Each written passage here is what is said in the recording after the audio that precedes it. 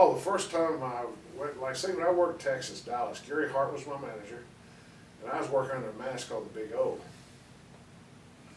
And I pulled up to this building, and you drive up to it on the outside, and you say, what kind of place can this be? But when you walk in here, you got all those old wood bleachers going all the way up to the top. But everybody was right down on top of the action. There wasn't a bad seat in the house. When you talk about atmosphere for the old school wrestling, you couldn't ask for it better, because it was dark and all those dark bleachers back there, and they had it lit up where, boy, the ring was the center. And the sound just reverberated all around through there, and loud. It was 10. and people beating on the floor and on those chairs. I mean, it could get a ruckus going in there real quick. So the old Sportatorium, it sure wasn't fancy, but it sure is something a lot of people like to go to, and it was what old school wrestling was all about. And those Texas wrestling fans in that building, they were nuts, weren't they? Oh, believe me.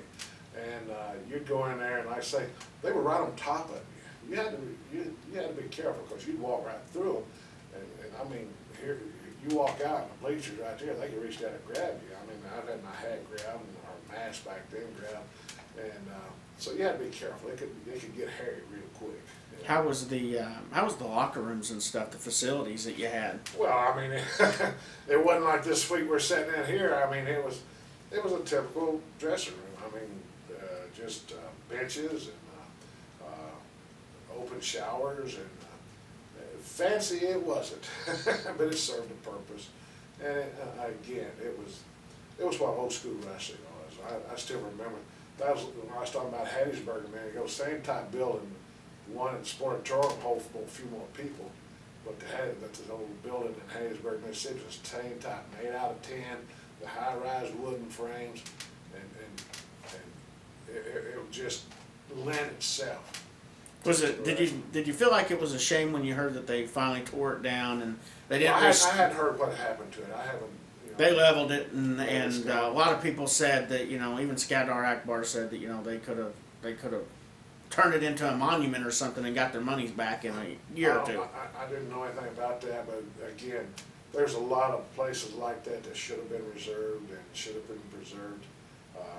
That is one of them for sure. I mean, think about the talent that went through there. I mean, start with Von Erichs. I mean, Fritz Von Erich in the 50s, they wasn't a top star more than him, and then Gary Hart, and Ric Flair's, all the different people that's been through there. It is a mecca. It was a mecca, and it's a shame a lot of those buildings, Eddie Ground Sports Center here in Orlando, Florida, what a place it was. It's all gone to the level, and I'd like to see a lot of the old buildings that you speak of an old building, you went to Portland, Oregon, we're talking about that. So that was an old converted bowling alley. Oh, wow. Talk about that.